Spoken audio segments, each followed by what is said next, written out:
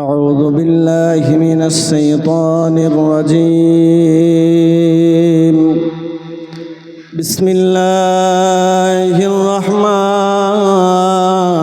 الرحيم.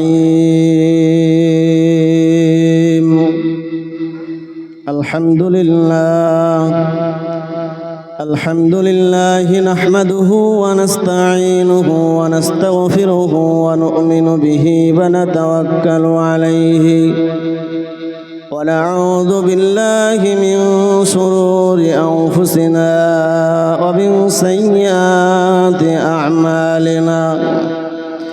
من يهده الله فلا مضل له ومن يضلله فلا هادي له. ونشهد أن لا إله إلا الله وحده لا شريك له. ونشهد أن سيدنا ونبينا ومولانا محمدا عبده ورسوله الذي أرسله بالحق بشيرا ونذيرا وداعيا إلى الله بإذنه وسراجا منيرا. فقد قال الله تعالى في كلامه المجيد الفرقان الحميد. بسم الله الرحمن الرحيم. ما كان محمد أبا أحد من رجالكم ولكن رسول الله وخاتم النبيين وكان الله بكل شيء عليما. إن الله وملائكته يصلون على النبي يا أيها الذين آمنوا صلوا عليه وسلموا تسليما. اللهم صل على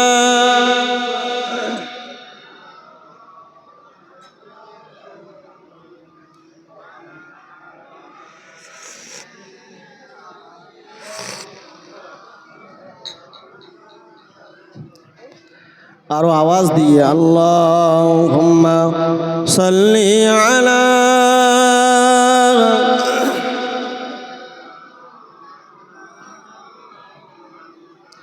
ওয়া আলা আলি সাইয়্যিদিনা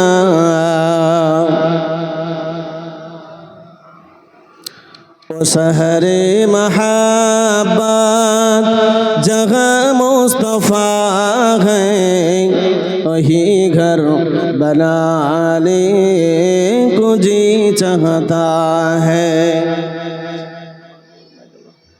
वो शहरे महब्बत जगह मुस्तफा है वही घर बनाने को जी चाहता है. वो सोने से कंकर वो चंदी से माटी नजर पे बसाने को जी चाहता है. जिहादे महब्बत की आवाज़ गूंजी. जिहादे महब्बत की आवाज़ गूंजी. कहा खंजला ने दुल्हन से अपनी इजाफत अगर दो तुझे में शहादत लबों से लगाने को जी चाहता है.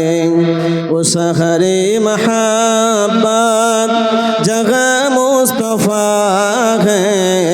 वो शहरे महब्बत जगह मुस्तफा है वही घर बना पाने को जी चाहता है। अल्लाहुम्मा सल्ली अला मौलाना मुहम्मद व अला अली सय्यिदिना।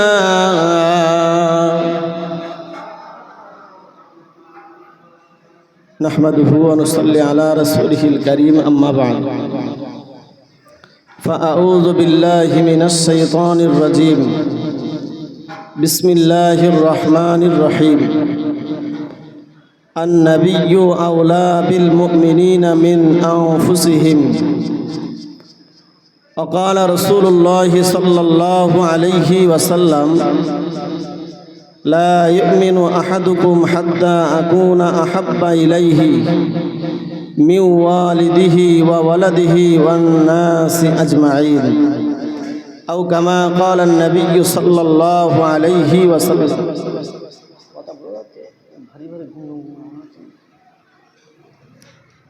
মাইকালা ভাই কে আছেন, একটু আওয়াজটা পরিষ্কার করুন। সর্বপ্রথমে আমরা রবের দরবারে শুকরিয়া আদায় করি, যিনি আজ পবিত্র 13ই রবিউল আউয়াল একটি শুভ রজনীতে আল্লাহ আমাদেরকে পবিত্র মজলিসে মাদ্রাসার আঙিনায় বসার সুযোগ দিয়েছেন।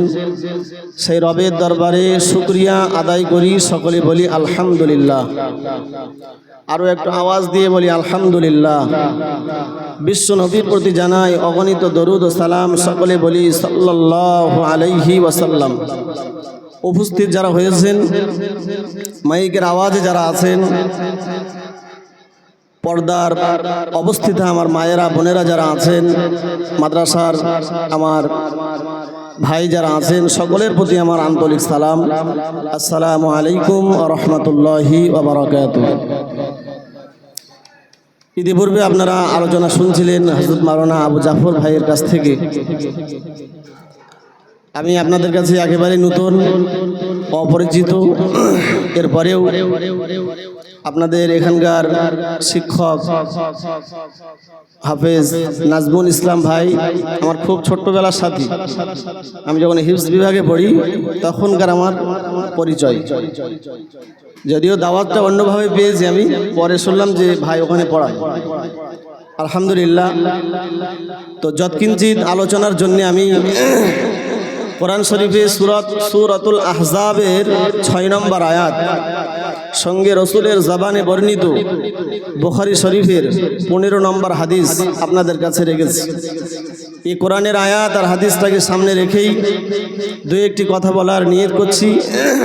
নির্দিষ্ট সময় পর্যন্ত আপনাদের আজকের আখেরি বক্তা হযরত ঠিক সময় মতো তিনি আসবেন আপনাদের মাঝে। তিনি আসা পর্যন্ত আমি নির্দিষ্ট একটি বিষয়ের উপরে আলোচনা নিয়ত করছি। আল্লাহ পাক কবুল করেন, সকলে বলি আল্লাহুম্মা আমিন। তবে আলোচনা শোনার আগে দুটি কথা আমাদেরকে মাথায় রাখতে হবে। জলসা ঈদে মিলাদুন নবী মানে আওয়াজ নয়, সুর স্বর নয়, বরং এটা একটা ক্লাসের মতো। বক্তা কিছু বলবেন, সেগুলোকে সঞ্চয় করে এখান থেকে নিয়ে বাড়ি যেতে হবে। এখনকার তো বেশিরভাগ ওয়াজ এই চটেই থেকে যায়, বাড়ি পর্যন্ত আর যায় না। কথা ঠিক বলছি না ভুল? কিন্তু ওয়াজ মানে ও নয় যে শুধু আওয়াজ, কান তো শোনার যন্ত্র, তো এই কানে ভালো আওয়াজও ঢোকে, খারাপ আওয়াজও ঢোকে। তো তার মানে এই নয় যে একজন হুজুর 2 ঘন্টা ওয়াজ করলেন আর আমি চটে বসে বসে কান শোনা মেশিন শুনলো, কিন্তু অন্তরে কিছু বদ্ধমূল হলো না। ও শোনার থেকে না শোনাই ভালো, আর ও সময় নষ্ট করার থেকে না নষ্ট করাই ভালো। ওয়াজ হচ্ছে বোঝার জিনিস, আর ওয়াজ বুঝতে গেলে কোরআন এবং হাদিসের ওয়াজ যদি আপনি শোনেন, দুটি জিনিস লাগবে। একটা হচ্ছে মনোসংযোগ, আর একটা হচ্ছে নীরবতা। যদি মনোসংযোগ আর নীরবতা থাকে তাহলে সেই কোরআনের মজলিসে রহমত বর্ষণ হয়। জোরে বলুন সুবহানাল্লাহ। আব্বা জান, আমার ভাই জানেরা, ও জওয়ানেরা, যুবকেরা, মুরব্বিয়ানেরা, মনে রাখুন, মহান আল্লাহ কোরআন শরীফের ভিতরে জানিয়েছেন, ওয়া ইযা কুরিয়াল কুরআনু, যখন কোরআনের তেলাওয়াত করা হয়, কোরআনের আয়াতের যখন ব্যাখ্যা করা হয়, ও পৃথিবীর মানুষ মনে রাখো, আমি আল্লাহ বলছি, ফাসতামিউ লাহু, ওই কোরআনের ব্যাখ্যা আলোচনা তোমরা ধীর স্থিরভাবে মনের কান দিয়ে শ্রবণ করো। জোরে বলুন সুবহানাল্লাহ। কোরআনের আলোচনা তেলাওয়াত যেখানে হবে, আল্লাহ বললেন তোমরা ধীর স্থিরভাবে শ্রবণ করবে। এই ইস্তেমা শব্দের অর্থ হচ্ছে মনের কান দিয়ে শোনা। মনের কান মানে শোনা দুই রকম, একটা কান আছে তাই শুনছি, কিন্তু অন্তরে তা বদ্ধমূল হচ্ছে না। আর একটা হচ্ছে মনের কান দিয়ে শোনা। সাধারণত বাড়ির পাশে যদি ঝগড়া হয়, তো যেভাবে আমরা কানাচে দাঁড়িয়ে শুনি, এর নাম হচ্ছে মনের কান দিয়ে শোনা। কথা বোঝা যাচ্ছে তো নাকি? ঠিক ওই শব্দটাই ব্যবহার করলেন আল্লাহ, যে যখন কোরআন তেলাওয়াত করা হবে, কোরআনের ব্যাখ্যা বিশ্লেষণ করা হবে, তখন যেন মনোযোগ দিয়ে মনোসংযোগ লাগিয়ে শোনা হয়। আব্বা জান, আমার ভাই জানেরা, ও জওয়ানেরা, যুবকেরা, মুরব্বিয়ানেরা, ভাইয়েরা, বোনেরা, মেয়েরা, মনে রাখুন, পরে মহান আল্লাহ আমার জানিয়েছেন, যখন কোরআনের তেলাওয়াত করা হয়, যখন কোরআনের ব্যাখ্যা বিশ্লেষণ করা হয়, যখন কোরআনের আলোচনা করা হয়, তোমরা সেটাকে মনের কান দিয়ে শুনবা তাই নয়, বরং ও বান্দা মনে রাখো, আমি আল্লাহ বলছি, ওয়া আনসিতু, এবং সেটা সেই মজলিসে তোমরা নীরব হয়ে যাও। তাহলে নাম্বার 1 হলো নীরবতা, 2 নাম্বার হলো মনের কান দিয়ে শোনা। যদি নীরবতা এবং মনের কান দিয়ে শোনা যায়, মনোসংযোগ থাকে, আল্লাহ বললেন লাআল্লাকুম তুরহামুন, বান্দা তোমরা রহমত প্রাপ্ত হয়ে যাবে। জোরে বলুন সুবহানাল্লাহ, আরো জোরে বলুন সুবহানাল্লাহ। তাহলে এই জন্য হুড়োহুড়ি, জোর আওয়াজ, চঞ্চল মনোভাব নয়, বরং কোরআনের মজলিসে আপনার নীরব হতে হবে। মনোসংযোগ যত বেশি লাগাবে, তত কোরআনের মজলিসে, হাদিসের মজলিসে আপনি তৃপ্তি পাবেন, ওয়াজ আপনার অন্তরে বদ্ধমূল হবে। আল্লাহ মঞ্জুর করেন, সকলে বলি আল্লাহুম্মা আমিন। সুতরাং কোরআন শরীফের আমি আলোচনার জন্য সূরাতুল আহজাবের 6 নম্বর আয়াত পড়েছি। কি আছে সেই আয়াতে?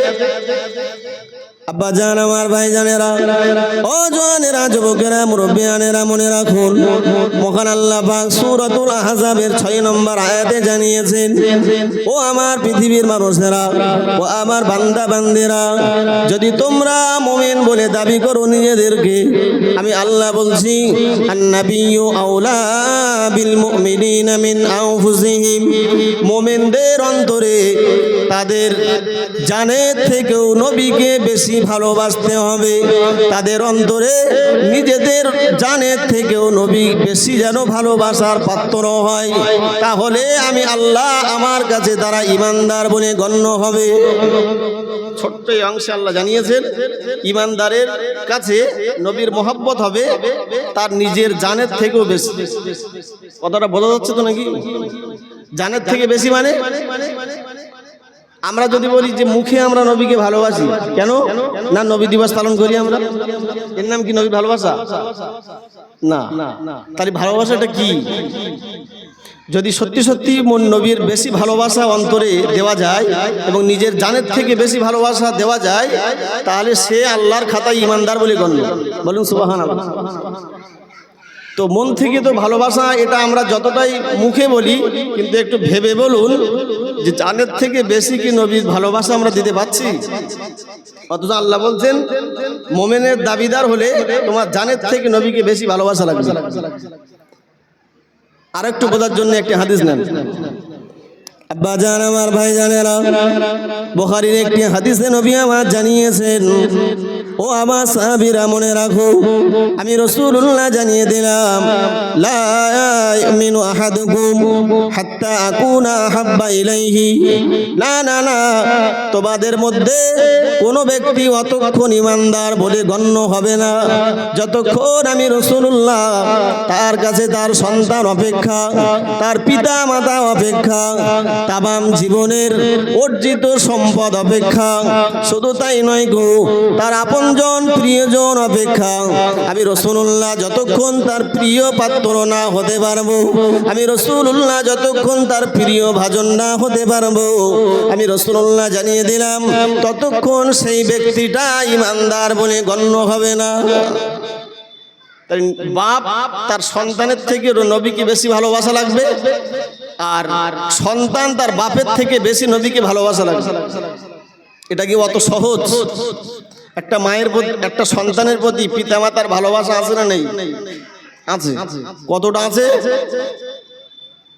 যে একজন পিতা তার সন্তানের জন্য নিজের জীবনকে উৎসর্গ করতে সে সবসময় প্রস্তুত, এরপরেও নিজের সন্তানকে চায়।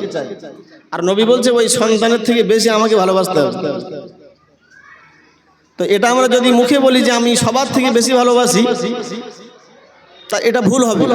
কারণ সত্যি সত্যিই নিজের মানে অন্তরের থেকে নিজের সন্তান অপেক্ষা, পিতামাতা অপেক্ষা রাসূলুল্লাহকে ভালোবাসা, এটা মুখে বললেও বাস্তবে মানব জীবনে আমাদের জন্য কঠিন।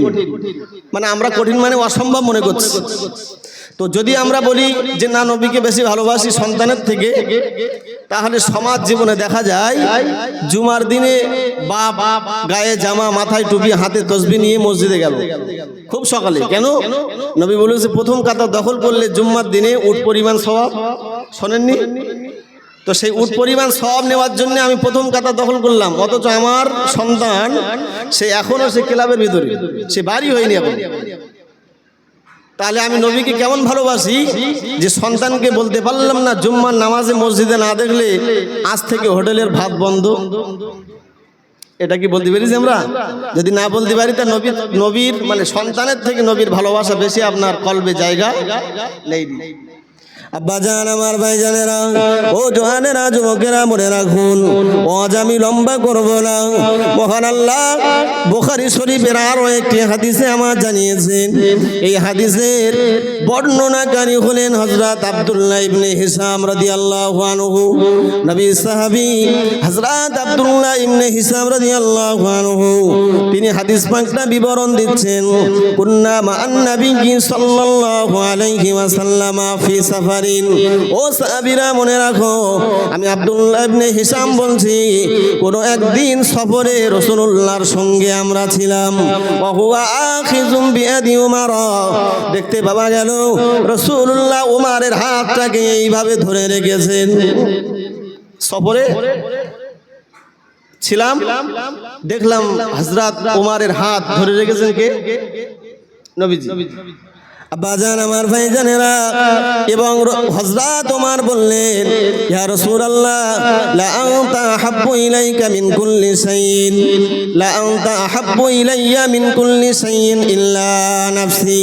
ইয়া রাসূলুল্লাহ, ইয়া হাবিবাল্লাহ, হুজুর আমি ওমর বলছি, আপনার প্রিয় সাহাবী ওমর বলছি, ইয়া রাসূলুল্লাহ সব থেকে আমি আপনাকে বেশি ভালোবাসলাম, আমার সন্তানের থেকেও বেশি আপনাকে ভালোবাসলাম ইয়া রাসূলুল্লাহ, আমার পিতা থেকে আপনাকে বেশি ভালোবাসলাম, এবং तमाम জীবনের অর্জিত সম্পদ থেকে ইয়া রাসূলুল্লাহ হাবিবাল্লাহ আমি আপনাকে বেশি ভালোবাসলাম হুজুর। কিন্তু না না না, আমি আবার জানের থেকে আপনাকে বেশি ভালোবাসতে পারিনি। বাবাজিরা আমার মনে রাখুন, ওই সময় রাসূলুল্লাহ আমার জানিয়ে দিলেন, ও আমার সাহাবী ওমর মনে রাখো, লা আল্লাযী বিয়াদিহি হাত্তা আকুনা আহাব্বা ইলাইকা মিন নাফসিকা। ও আমার সাহাবী মনে রাখো, আমি রাসূলুল্লাহ জানিয়ে দিলাম, যদি তুমি তোমার সন্তানের থেকে বেশি ভালোবাসো, তোমার পিতামাতার থেকে আমাকে বেশি ভালোবাসো, যদি তোমার পরিবারের XYZ সবার থেকেও আমি রাসূলুল্লাহ আমাকে ভালোবাসো, ও আমার সাহাবী ওমর আমি রাসূলুল্লাহ জানিয়ে দিলাম, যদি তুমি তোমার तमाम জিন্দেগীর অর্জিত সম্পদ অপেক্ষা আমি রাসূলুল্লাহ আমাকে বেশি ভালোবাসো, এরপরেও আমি রাসূলুল্লাহ বলছি, যদি তুমি তোমার জানের থেকে আমি রাসূলুল্লাহ আমাকে বেশি ভালো না বাসো, তাহলে তুমি আল্লাহর খাতায় মোকাম্মাল ঈমানদার বলে গণ্য নও। সবার থেকে বেশি ভালোবাসলে, তোমার জানের থেকে বেশি ভালো না বাসলে তুমি ঈমানদার বলে গণ্য হবা। কোন ওমর সম্পর্কে বলছে যে তুমি পরিপূর্ণ ঈমানদার হতে পারোনি? আল্লাহ পাকের নবী আমার হাদিস পাকের ভিতরে জানিয়েছেন, ও আমার সাহাবীরা মনে রাখো, পৃথিবীর মানুষেরা মনে রাখো, আমি রাসূলুল্লাহ জানিয়ে দিলাম, আনা খাতামুন নবিয়্যিন, আমি হলাম শেষ নবী, লা নবিয়্যা বাদি। ও আমার সাহাবীরা মনে রাখো, আমি রাসূলুল্লাহ বলছি, আমি হলাম শেষ নবী, আমার পরে আর কোন নবী পৃথিবীতে আসবে না। ও লাউ কানা নবিয়্যাম বাদি। ও আমার সাহাবীরা মনে রাখো, আমি রাসূলুল্লাহ, আমার পরে যদি কোনো নবী দুনিয়াতে আসতেন, লাকানা ওমর, তাহলে অবশ্যই আল্লাহ হযরত ওমরকে নবী করে পাঠাতেন। জোরে বলুন সুবহানাল্লাহ, আরো জোরে বলুন সুবহানাল্লাহ। মিয়াজি আমার মনে রাখুন, তাহলে যে লোকটা নবীর পরে নবী আসলে ওমর নবী হতেন, সেই নবীকে রাসূলুল্লাহ বলছেন, ও আমার সাহাবী ওমর মনে রাখো, তুমি তোমার সব থেকে যদি আমাকে বেশি ভালোবাসো, তবে যদি তোমার জান অপেক্ষা আমি রাসূলুল্লাহ আমাকে বেশি ভালোবাসতে না পারো, তাহলে আমি রাসূলুল্লাহ বলছি, ওমর তুমি এখনো পর্যন্ত কামেল ঈমানদার হতে পারোনি, এখন ঈমানদার নয়। আব্বা জান, আবার ভাই জানেরা, ও জওয়ানেরা, যুবকেরা মনে রাখুন, এবার আল্লাহ নবী সাহাবী হযরতে ওমর ফারুক রাদিয়াল্লাহু আনহু বললেন, ইয়া রাসূলুল্লাহ, ইয়া হাবিবাল্লাহ, আমি আপনার প্রিয় সাহাবী ওমর জানিয়ে দিলাম, আল আন ইয়া রাসূলুল্লাহ, এখন আমি ওমর ঘোষণা দিচ্ছি, ইয়া রাসূলুল্লাহ, লা আনতা হাব্বা ইলাইয়া মিন নাফসি, ইয়া রাসূলুল্লাহ, ইয়া হাবিবাল্লাহ, হুজুর, আমি আপনার সাহাবী ঘোষণা দিলাম, এখন তামাম অর্জিত সম্পদ অপেক্ষা নয়, আমার পরিবার অপেক্ষা নয়, আমি ওমর আমার জানের থেকেও আমি আপনাকে বেশি ভালোবাসলাম। জোরে বলুন সুবহানাল্লাহ, আরো জোরে বলুন সুবহানাল্লাহ।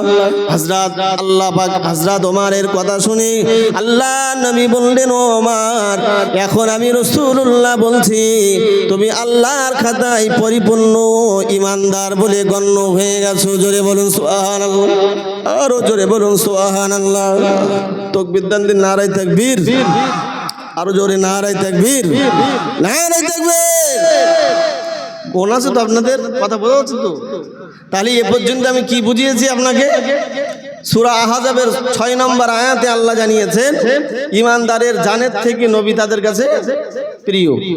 আর দুটি হাদিস দিয়ে বুঝিয়েছি, রাসূলুল্লাহ যদি জানের থেকে বেশি ভালোবাসা যায় তাহলে সে ঈমানদার, আর সব থেকে বেশি ভালোবাসলো কিন্তু জানের থেকে বেশি ভালোবাসতে পারলো না, রাসূল বলছেন সে ব্যক্তি পূর্ণ ঈমানদার বলে গণ্য হতে পারেনি। তা নবী যে এই যে এত ভালোবাসা চাচ্ছে, কেন চাচ্ছে এত ভালোবাসা? নবীর ভালোবাসা চাওয়াটা একটু বেশি যাচ্ছে না? কিছু বলেন। নবী বলতে যাচ্ছে যে সন্তানের থেকে বেশি ভালোবাসতে হবে, বাপের থেকে বেশি ভালোবাসতে হবে। তা নবী কি ভালোবাসাটা একটু বেশি যাচ্ছে?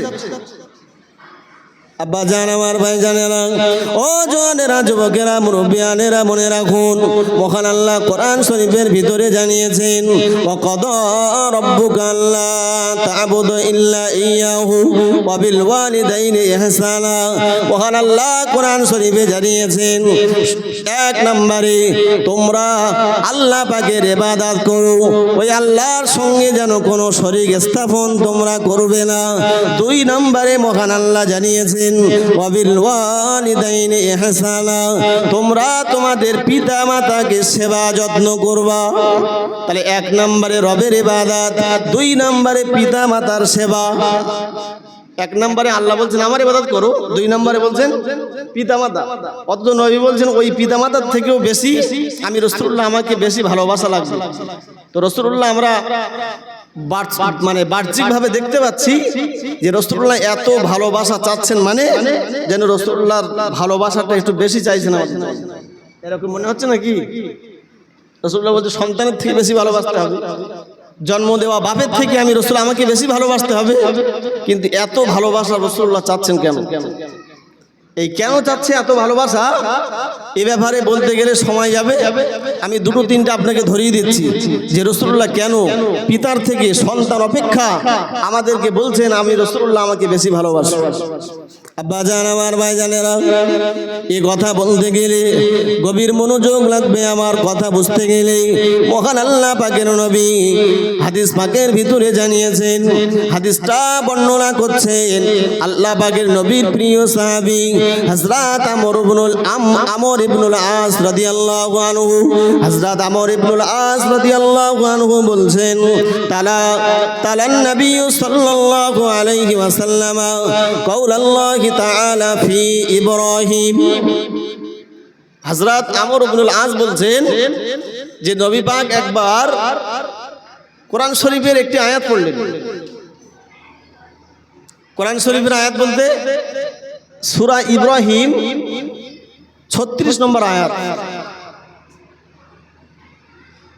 পড়ছেন রাসূলুল্লাহ। এই সূরা ইব্রাহিমের 36 নম্বর আয়াতে নবী ইব্রাহিম আলাইহিস সালাম তার গুনাহগার পাপিষ্ট উম্মতের জন্য কাঁদছেন। আর সেই আয়াতটা পড়ছেন কে? আমাদের নবী।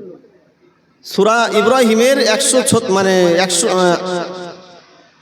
কত বললাম? হ্যাঁ, ওই আয়াতটা পড়ছেন যে আয়াতের ভিতরে নবী ইব্রাহিম তার পাপিষ্ট উম্মতের জন্য আল্লাহর কাছে কাঁদছেন। আর ওই আয়াতটা তেলাওয়াত করছেন আমার নবী। ফের একটা আয়াত পড়লেন, সূরা মায়েদার একটি আয়াত, যে আয়াতে আল্লাহর নবী হযরত ঈসা আলাইহিস সালাম তার পাপী উম্মতের জন্য কাঁদছেন। তাহলে রাসূলুল্লাহ কয়টি আয়াত পড়লেন একটু বলেন? কয়টি আয়াত? দুটি। একটি আয়াতে হযরত নবী ইব্রাহিম তার গুনাহগার উম্মতের জন্য কাঁদছেন, আরেকটি আয়াতে হযরত নবী ঈসা আলাইহিস সালাম তার পাপী গুনাহগার উম্মতদের জন্য কাঁদছেন। তো দুটি আয়াত পড়ে নবী ভাবছেন, যদি নবী ইব্রাহিম তার পাপী উম্মতদের জন্য কাঁদতে পারে, হযরত নবী ঈসা যদি তার পাপিষ্ট উম্মতের জন্য কাঁদতে পারে, তাহলে আমি রাসূলুল্লাহ কেন আমার গুনাহগার উম্মতের জন্য কাঁদবো না? জোরে বলুন সুবহানাল্লাহ। নবীর এই যে ধারণাটা ঠিক তো? নবী ইব্রাহিম যদি কাঁদে তার পাপী বান্দাদের জন্য, যদি নবী ঈসা নবী তার পাপী উম্মতদের জন্য কাঁদতে পারে, আমি নবী কেন আমার গুনাহগার পাপিষ্ট উম্মতের জন্য কাঁদবো না? আব্বাজান আমার ভাইজানেরা, হযরত নবী করিম সাল্লাল্লাহু আলাইহি ওয়াসাল্লাম দুটি আয়াত পড়লেন। এক আয়াতে হযরত নবী ইব্রাহিম আলাইহিস সালাম তার পাপী উম্মতের জন্য শাহী দরবারে কাঁদছেন, এবং আরেকটি আয়াত পড়লেন যে আয়াতে হযরত নবী ঈসা আলাইহিস সালাম তার গুনাহগার উম্মতের জন্য রোনাজারি করছেন। ফারফা ইয়াদাইহি, এবারে আল্লাহর নবী দুটি হাত আকাশে তুললেন, আকাশে তুলে ফাবাকা।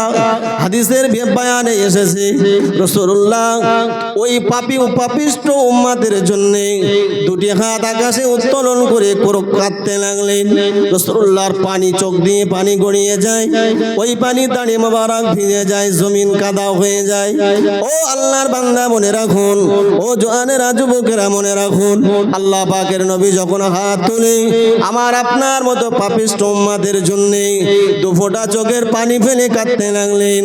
আল্লাহ পাক আল্লাহুম্মা গফিরলি উম্মতি, ও রব্বুল আলামিন আল্লাহ আমার পাপিষ্ট উম্মতের জন্য আপনার কাছে ক্ষমা ভিক্ষা চাই। ও রব্বুল আলামিন আল্লাহ আমার পাপী উম্মতদের গুনাহগুলো তুমি ক্ষমা করে দাও আল্লাহ। আল্লাহ পাকের নবী যখন এক লাগারে আল্লাহ শাহী দরবারে দুখানি করে খালি হাত তুলে কাঁদতে লাগে, আল্লাহ পাক রব্বুল আলামিন হযরত মালায়েকা ফেরেশতা জিবরিল আমিনকে ডেকে বললেন, ও আমার ফেরেশতা জিবরিল, ইযহাব ইলা মুহাম্মদ, যাও না আমি আমার রাসূলুল্লাহ মুহাম্মাদের কাছে তুমি চলে যাও এবং যে জিজ্ঞাসা করো ফাসালহুম মা ইবকিহি। আমার রাসূলুল্লাহ দুটো হাত আমার দিকে তুলে কেন চোখ দিয়ে পানি ঝরায়? আল্লাহ পাকের ফেরেশতা হযরত জিবরিল আমিন আলাইহিস সালাম বিশ্ব নবীর দরবারে এসে দেখলেন আল্লাহর নবী দুটো হাত তুলে মহান রবের দরবারে চোখ দিয়ে টপ টপ করে পানি ফেলে। আল্লাহ পাকের ফেরেশতা যে বললেন, আসসালামু আলাইকা ইয়া রাসূলুল্লাহ, আসসালামু আলাইকা ইয়া হাবিবাল্লাহ, আসসালামু আলাইকা ইয়া শাফিয়াল মুজনিবিন, আসসালামু আলাইকা ইয়া রাহমাতাল লিল আলামিন, মা ইবকিকা ইয়া রাসূলুল্লাহ। ওগো আল্লাহর নবী, আপনি হাত তুলে মহান আল্লাহর কাছে চোখ দিয়ে পানি কেন ফেলেন? কিসের জন্য আপনি কাঁদেন? আল্লাহর নবী বললেন, ও মালাইকা জিবরাইল, আমি কোরআন শরীফে সূরা ইব্রাহিমের একটি আয়াত পড়লাম, যে আয়াতে দেখলাম আল্লাহর নবী হযরত ইব্রাহিম আলাইহিস সালাম তার গুনাহগার পাপিষ্ঠ উম্মতের জন্য আল্লাহর কাছে ক্ষমা ভিক্ষা চেয়েছেন। ও মালাইকা জিবরাইল, মনে রাখো, আমি আরো একটা কোরআনের আয়াত পড়লাম, যে আয়াতে দেখলাম আল্লাহর নবী হযরত ঈসা আলাইহিস সালাম তার গুনাহগার উম্মতের জন্য রবের দরবারে রোনাজারি করে। এজন্য আমি দেখলাম যদি ইব্রাহিম নবী তার গুনাহগার উম্মতের জন্য কাঁদতে পারে, ঈসা নবী যদি তার গুনাহগার উম্মতের জন্য কাঁদতে পারে, আমি আখিরি জমানার নবী মুহাম্মদুর রাসূলুল্লাহ আমার গুনাহগার উম্মতের জন্য কেন কাঁদবো না? ও ভাই জিবরাইল, আমার গুনাহগার পাপিষ্ঠ অপরাধী উম্মতের জন্য আমি আল্লাহর কাছে ক্ষমা ভিক্ষা চাই, আল্লাহর কাছে দুফোঁটা চোখের পানি ফেলে কাঁদি। ওগো মিয়াজি, মনে রাখুন, ফাখবার বিযালিকা হযরত জিবরাইল আমিন আলাইহিস সালাম রাসূলুল্লাহর ক্রন্দনের কারণ শুনে রবের দরবারে চলে গেলেন। আল্লাহর কাছে যেয়ে বলছেন, ও রব্বুল আলামিন, আল্লাহ পাক আপনার নবী তার গুনাহগার পাপিষ্ঠ উম্মতের জন্য তিনি কাঁদছেন, কারণ তিনি কোরআন তেলাওয়াত করেছেন, যেখানে নবী ইব্রাহিম তার গুনাহগার উম্মতের জন্য কেঁদেছেন। আবার তিনি আর একটা আয়াত তেলাওয়াত করলেন, যেখানে আপনার নবী ঈসা তার উম্মতের জন্য কাঁদে।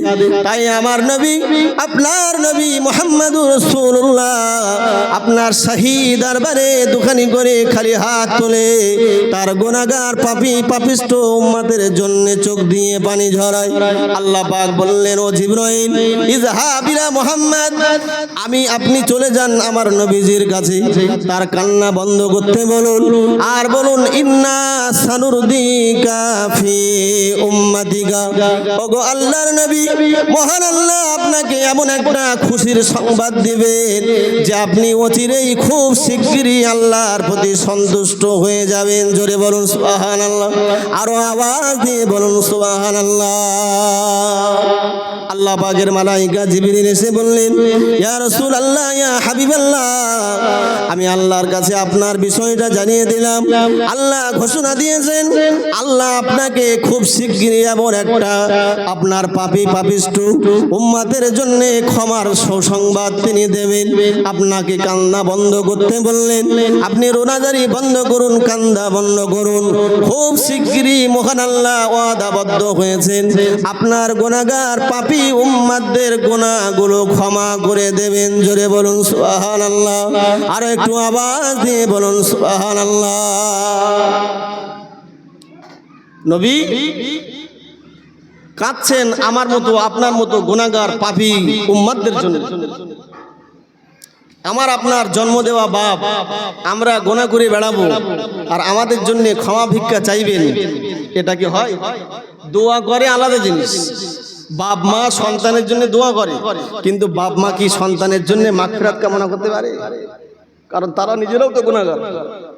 কিন্তু নবী তার পরিবারের কথা না ভেবে আমার আপনার মতো গুনাহগার উম্মতদের জন্য কাঁদছেন আল্লাহর কাছে। কথা ঠিক বলছি না ভুল? তাহলে যে নবী আমার আপনার গুনার জন্য কাঁদে, ওই নবী যদি একটু বেশি ভালোবাসা চাই, তাহলে সেই ভালোবাসাটা কি নবীজির দেওয়া যায়? আর সেই ভালোবাসা কি নবীজি খুব অন্যায় করেছে? না, কারণ নবী কাঁদছেন। ইতিপূর্বে ইব্রাহিম নবী কাঁদলেন, কিন্তু আল্লাহ জিবরাইলকে পাঠাইলেন। ঈসা নবী কাঁদলেন তার উম্মতের জন্য, কিন্তু আল্লাহ জিবরাইলকে পাঠাইলেন। কিন্তু আমার নবী যখন আমার আপনার জন্য গুনার জন্য কাঁদলেন, আল্লাহ জিবরিলকে পাঠিয়ে দিলেন।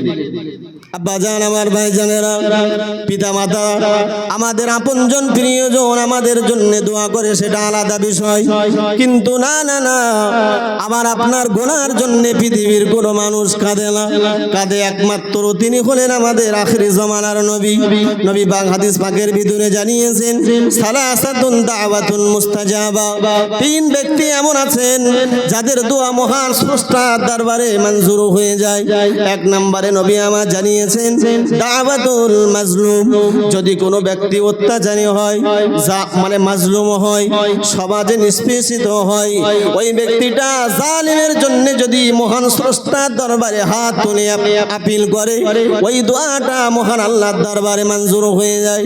আল্লাহ পাকের নবী আমার জানিয়েছেন দুই নম্বরে দাওয়াতুল মুসাফির, যদি কোনো মুসাফির রবের কাছে হাত তুলে কোনো কিছু চাই, ওই মুসাফিরের দোয়াটা রবের দরবারে মঞ্জুর হয়ে যায়।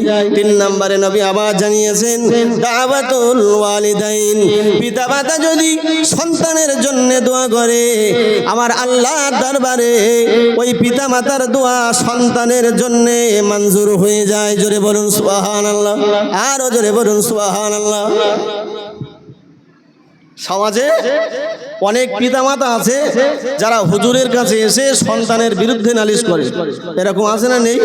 কিন্তু কটা বাপ আছে এরকম যে দোয়া কবুলিয়াতের রাতগুলোতে নিজের অপরাধী পাপী শয়তানের রাস্তায় চলা সন্তানের জন্য তাহাজ্জুদের নামাজ পড়ে কেঁদেছে রবের কাছে, এরকম আছে।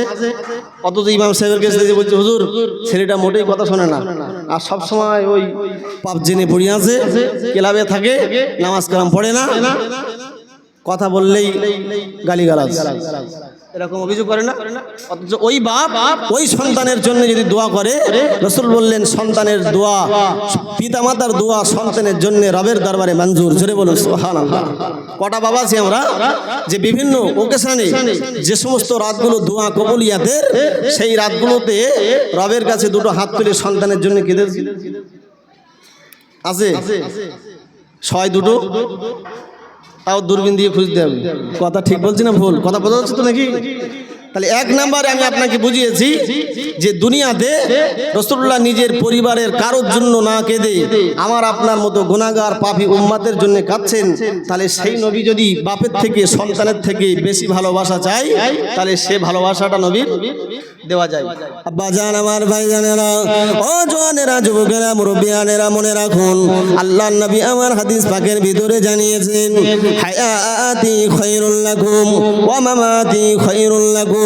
নবী আবার জানিয়েছেন ও আমার সাহাবীরা মনে রাখো, ও আমার উম্মাতানিরা মনে রাখো, আমি রাসূলুল্লাহ জানিয়ে দিলাম হায়াতি খায়রুল লাকুম, আমি রাসূলুল্লাহ আমার বেঁচে থাকাটা তোমাদের জন্য কল্যাণ।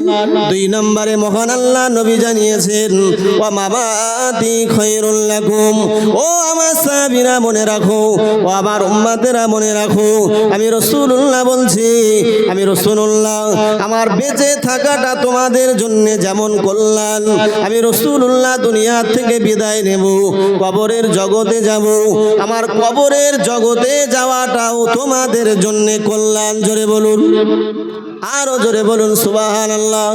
সাহাবীরা জিজ্ঞাসা করলেন ইয়া রাসূলুল্লাহ, ইয়া রাসূলুল্লাহ, হাবিবাল্লাহ, আপনার বেঁচে থাকাটা আমাদের জন্য কল্যাণ, এটা তো আমরা বুঝতে পারলাম, কারণ আপনি এসেছেন বলে জাহিনী যুগের ওই বদ অভ্যাস থেকে আমরা ঈমানের ছায়া তলে আসতে পেরেছি।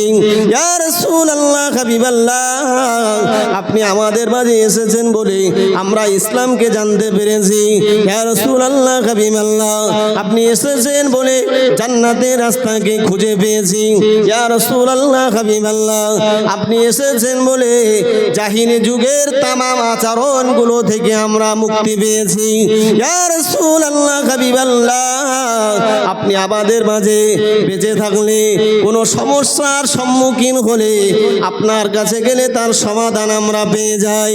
কোনো মশলার জটিলতায় আমরা যখন পড়ি আপনার দরবারে গেলে ওই সমস্যার সমাধান আমরা খুঁজে বার করতে পারি। ইয়া রাসূলুল্লাহ, হাবিবাল্লাহ, আপনার বেঁচে থাকাটা আমাদের জন্য কল্যাণ আমরা বুঝতে পারলাম, কিন্তু না না না, আপনি মারা যাবেন, কবরে জগতে যাবেন। ইয়া রাসূলুল্লাহ, হাবিবাল্লাহ, এটা আমাদের জন্য কেমন করে কল্যাণ, এটা তো আমরা বুঝতে পারলাম না। ও আল্লাহর বান্দা, মনে রাখুন, জওয়ানেরা, যুবকেরা মনে রাখুন, আল্লাহ পাকে নবী জানালেন, ও আমার সাহাবীরা মনে রাখো, আমি রাসূলুল্লাহ জানিয়ে দিলাম, আমি বেঁচে থাকাটা যেমন তোমাদের জন্য কল্যাণ, আমি রাসূলুল্লাহ মারা যাব, কবরে যাব, এটাও তোমাদের জন্য কল্যাণ। কিভাবে?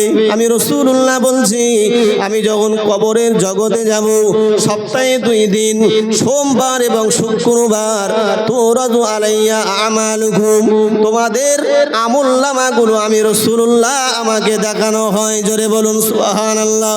ও আল্লাহর বান্দা, মনে রাখুন, নবী আমার জানিয়েছেন, প্রতি সপ্তাহের সোম এবং শুক্রবার আমার উম্মতের আমলনামাটা আমি রাসূলুল্লাহ আমাকে দেখানো হয়। আমি যদি দেখি আমার উম্মতের আমলনামায় ভালো নামাজ আছে, রোজা আছে, হজ আছে, যাকাত আছে, ভালো নেক আমল আছে, গুনার তুলনায় আমার উম্মতের নেকির পাল্লাটা ভারী আছে, আমি রাসূলুল্লাহ ওই কবর নামক জায়গায় খুশিতে বাগে বাগ হয়ে যায়। জোরে বলুন, আরো জোরে বলুন সুবহানাল্লাহ। ও আমার সাহাবীরা মনে রাখো, আমি রাসূলুল্লাহ বলছি, তবে যদি যে সপ্তাহে দেখি আমার উম্মতের আমলনামাটা গুনার নেকির তুলনায় গুনাতে বেশি বেশি ভরা, আমার উম্মতের আমলনামায় নামাজ নাই, রোজা নাই, হজ যাকাত নাই, তাসবিহ তাহলিল নাই, আমি রাসূলুল্লাহ যখন দেখি আমার উম্মতের আমলনামা নেকির তুলনায় গুনাহ বেশি, গফারতু লাকুম, আমি রাসূলুল্লাহ ওই কবরে শুয়ে শুয়ে আমার গুনাহগার পাপী তাপী উম্মতের জন্য রবের কাছে কাঁদতে থাকি। জোরে বলুন সুবহানাল্লাহ, আরো জোরে বলুন সুবহানাল্লাহ। আমল যদি ভালো দেখি আমি খুশি হই, আর যদি দেখি আমার উম্মতরা আমলে ঘাটতি, নেকির তুলনায় গুনাহ বেশি, গফারতু লাকুম, ও সাহাবীরা, আমি রাসূলুল্লাহ কবরে শুয়েও তোমাদের জন্য ক্ষমা চাই আল্লাহর কাছে। বলুন সুবহানাল্লাহ। তাহলে কবরে যেয়ে আমার আপনার জন্য কাঁদবেন পৃথিবীতে এমন কেউ আছে? জোর করে বলেন, আছে? না। আমার বাপ, আমার মা, আমার ভাই, কেউ আমার গুনার জন্য কবরে কাঁদবে না, কারণ তার কি অবস্থা হবে সে তার জন্যই চিন্তিত। তাই নবী বলছেন, আমার উম্মতের গুনাহ দেখলে আমি কবরে শুয়েও তোমাদের জন্য ক্ষমা চাই। তাহলে যে লোকটা দুনিয়াতে কাঁদলেন আমার জন্য, যে মানুষটা কবরে যেও আমার জন্য ক্ষমা চাইছেন, সেই মানুষটা যদি বাপ অপেক্ষা, সন্তান অপেক্ষা বেশি ভালোবাসা চায়, তাহলে সেটা কি তিনি খুব অপরাধ, অসম্ভব দাবি? না, মোটেই না, কারণ কবরে যেও তিনি কাঁদছেন। তো আরো এভাবে বলতে গেলে সময় যাবে, কারণ আমার যতটা বিছাবো ততটা আবার তো গোটাতে হবে। 3 নাম্বার দৃষ্টান্ত নেন, এই দুনিয়া একদিন শেষ হবে না? হবে না, শেষ হবে। কোথায় উঠতে হবে? হাসরে।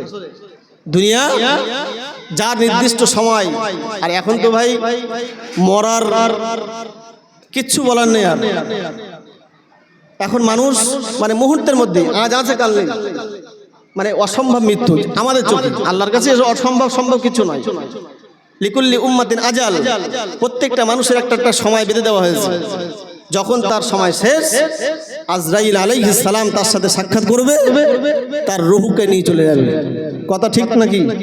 এই পৃথিবীর চলমান জিন্দেগিতে দেখছি আজকে যারা আমরা চটে বসা, তো আমাদের মতো এরকম অনেক মানুষ যাদের আজকে আমার বন্ধু আমার পাশে বসে শোনার কথা, তারা আজকে ওই বাসবাগানে। কথা ঠিক কিনা? একই বয়স, আমার 70 তারও 70, কিংবা আমার 80 তারও 80, এরপরেও আমি চটে বসে শুনছি, অথচ সে আছে আমবাগানে, সে আছে বাসবাগানে, সে আছে ওই পুকুর পাড়ে। কথা ঠিক না ভুল? এই জন্য সময় হলে তাকে যেতে হবে কবরে।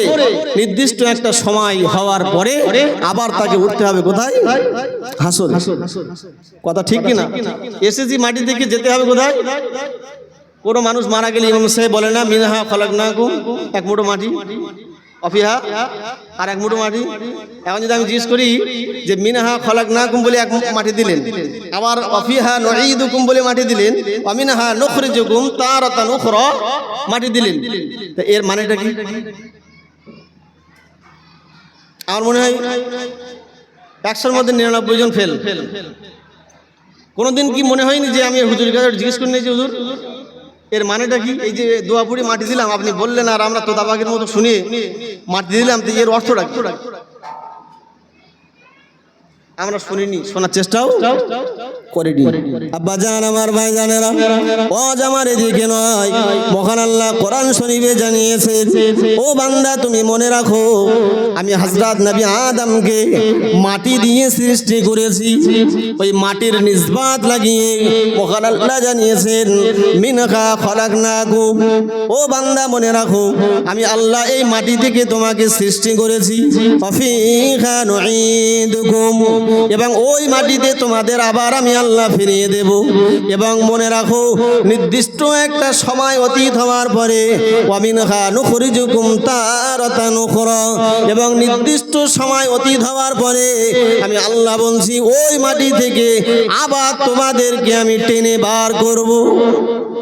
কয় কথা আছে? 3 কথা। মাটি থেকে তোমাদের সৃষ্টি করেছি, আবার তোমাদের মাটিতে ফিরিয়ে দেব, আবার হাসরের ময়দানে ওই মাটি থেকে আমি তোমাদের তুলব। 3টে কথা আছে। তাহলে নির্দিষ্ট সময় শেষ, দুনিয়ার সফর শেষ, হাসরের ময়দানে উঠতে হবে।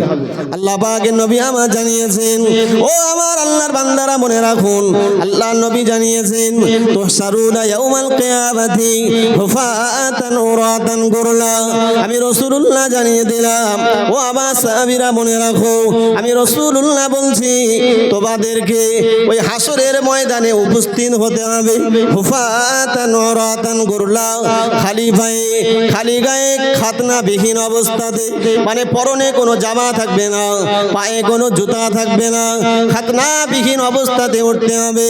আল্লাহর নবীর স্ত্রী আমাদের আম্মা জান হযরত আম্মা জান আয়েশা সিদ্দিকা রাদিয়াল্লাহু আনহা জানিয়েছেন, ইয়া রাসূলুল্লাহ ইয়া হাবিবাল্লাহ হুজুর আর রিজাল ওয়ান নিসাউ জামিআ, ইয়া রাসূলুল্লাহ হাবিবাল্লাহ আপনি যে বললেন হাসরের ময়দানে সকলকে উঠতে হবে খালি গায়ে খালি পায়ে খাতনা বিহীন অবস্থাতে, ইয়া রাসূলুল্লাহ হাবিবাল্লাহ ওই হাসরের ময়দানে तमाम নারী পুরুষ কি এক জায়গায় উপস্থিত হবে?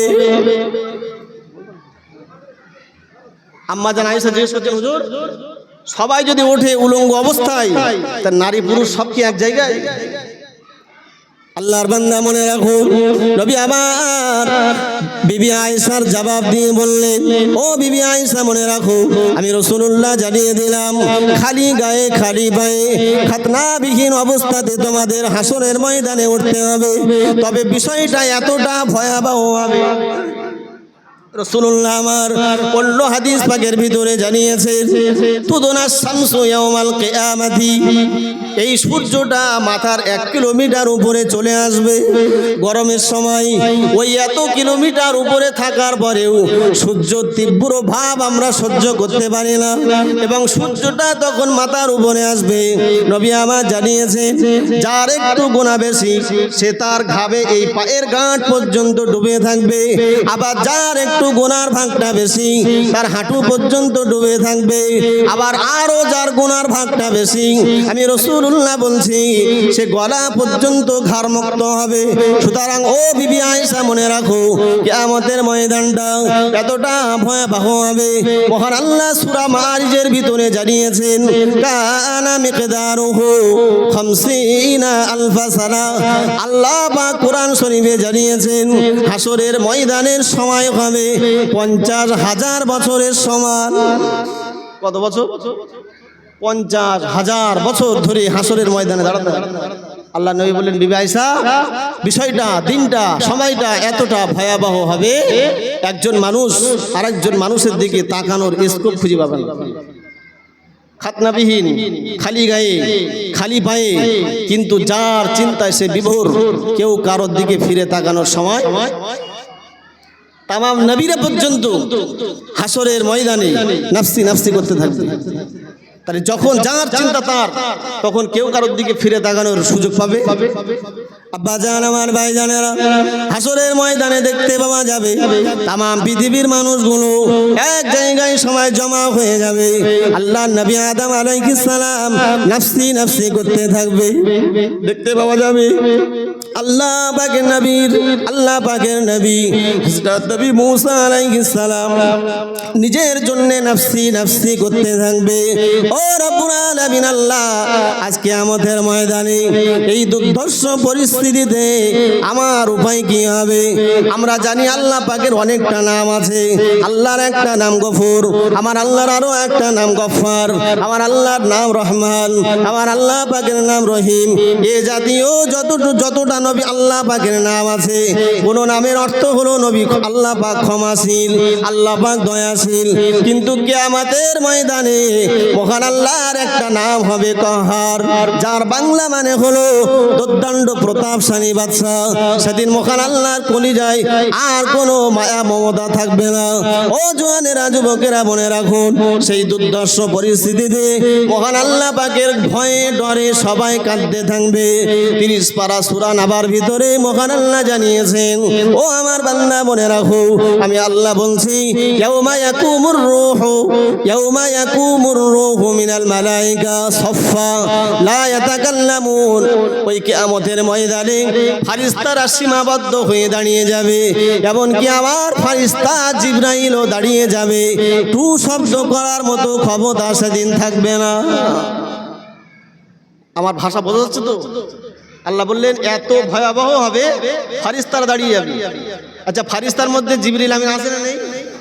কিন্তু আলাদা করে বললেন কেন? ইয়াউমা ইয়াকুমুর রূহ ওয়াল মালাইকা সাফফা, রূহ দাঁড়িয়ে যাবে, রূহ মানে জিবরিল, ওয়াল মালাইকা এবং ফেরেশতারা। কেন? কেউ যেন মনে না করে যে ফেরেশতাদের মধ্যে যত ফেরেশতা আছে সব ফেরেশতার মধ্যে জিবরাইলের সঙ্গে হয়তো আল্লাহর একটু ঘনিষ্ঠ বেশি। কেন? তিনি তো মেসেঞ্জার, আল্লাহর কাছ থেকে মেসেজ নিয়ে নবীর কাছে, আবার নবীর কাছ থেকে নিয়ে। তাই আল্লাহ আলাদা করে বললেন যে সব ফেরেশতা অপেক্ষা জিবরিল আমিনের সম্পর্ক আমার সঙ্গে থাকতে পারে ভালো, এরপরেও জিবরিল আমিনও দাঁড়িয়ে যাবে, তো শব্দ করার ক্ষমতা নাই। আব্বাজান আমার ভাইজানেরা, বিষয়টা এতটা ভয়াবহ হবে। নবী ইব্রাহিম নাফসি নাফসি করতে থাকবে। হযরত নবী নূহ আলাইহিস সালাম, হযরত নবী ইব্রাহিম আলাইহিস সালাম, তার সন্তান ইসমাইল নবী, ইব্রাহিম ইসমাইল বাপ বেটায় নবী, দুজনাই নাফসি নাফসি করতে থাকবে। ও আল্লাহর বান্দা মনে রাখুন, হযরত নবী দাউদ আলাইহিস সালাম, হযরত নবী সুলাইমান আলাইহিস সালাম, বাপ বেটা নাফসি নাফসি করতে থাকবে। হযরত নবী ইয়াকুব আলাইহিস সালাম, হযরত নবী ইউসুফ আলাইহিস সালাম, বাপ বেটা। এরপরেও দেখতে পাওয়া যাবে হাসরের ময়দানে নাফসি নাফসি করতে থাকবে। ও রব্বুল আলামিন আল্লাহ, আমার উপায় কি হবে আল্লাহ? আমার উপায় কি হবে আল্লাহ? আমার উপায় কি হবে আল্লাহ? দেখতে পাওয়া যাবে নাফসি নাফসি নাফসি শব্দে তামাম হাসরের ময়দানটা প্রকম্পন হয়ে যাবে।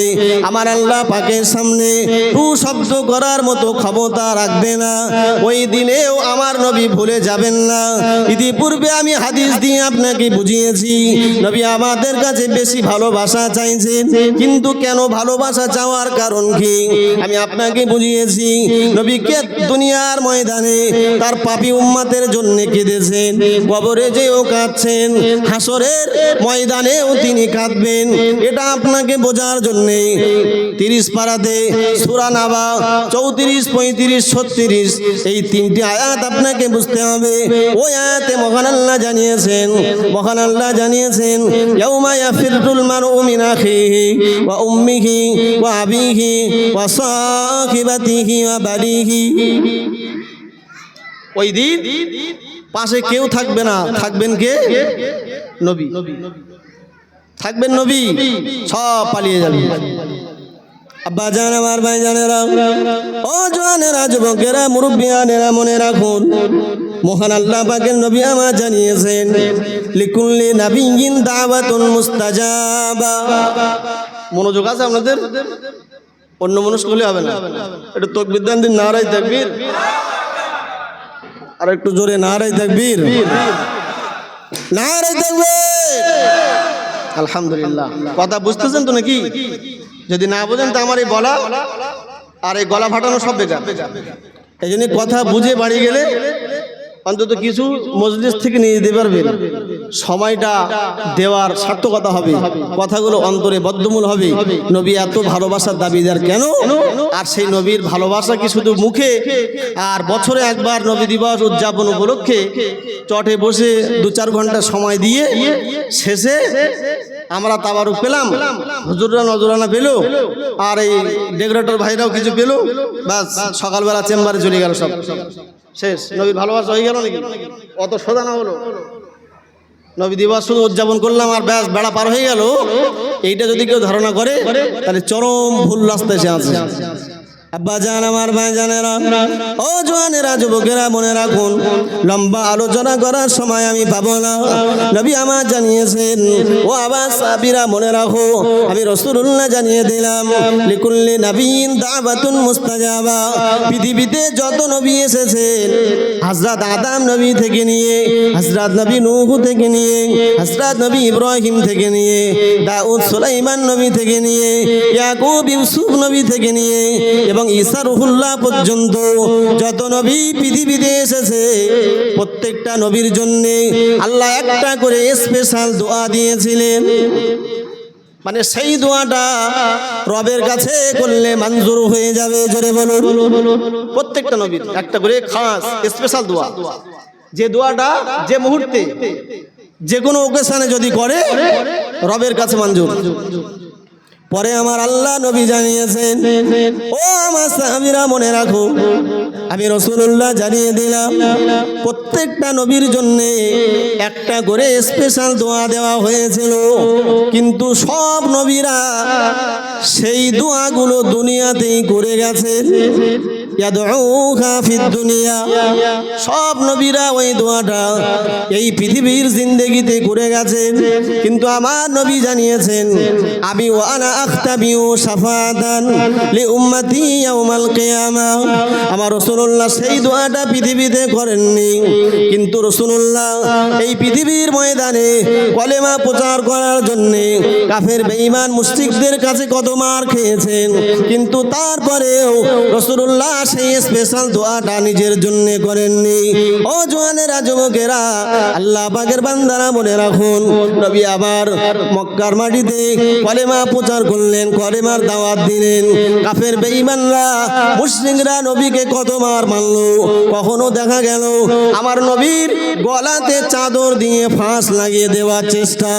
ও মিয়াজি মনে রাখুন, কখনো দেখতে পাওয়া গেল রাসূলুল্লাহকে গাল মন্দ করতে লাগলো, কখনো দেখতে পাওয়া গেল রাসূলুল্লাহকে লক্ষ্য করে থুতু নিক্ষেপ করলো। ও আল্লাহর বান্দা মনে রাখুন, নবীকে দেখতে পাওয়া গেল কত সময় তারা নিজের ঘরের দেয়ালে বসিয়ে উপর থেকে পাথর চাপিয়ে মারার চেষ্টা করা হলো, কিন্তু না না না, রাসূলুল্লাহ আমার আল্লাহর দেওয়া ওই স্পেশাল দোয়াটা তিনি নিজের জন্য করেননি। ও আল্লাহর বান্দা মনে রাখুন, নবী আমার উহুদের ময়দানে চলে গেলেন ইসলামের পতাকাটা উত্তোলন করে রাখার জন্য।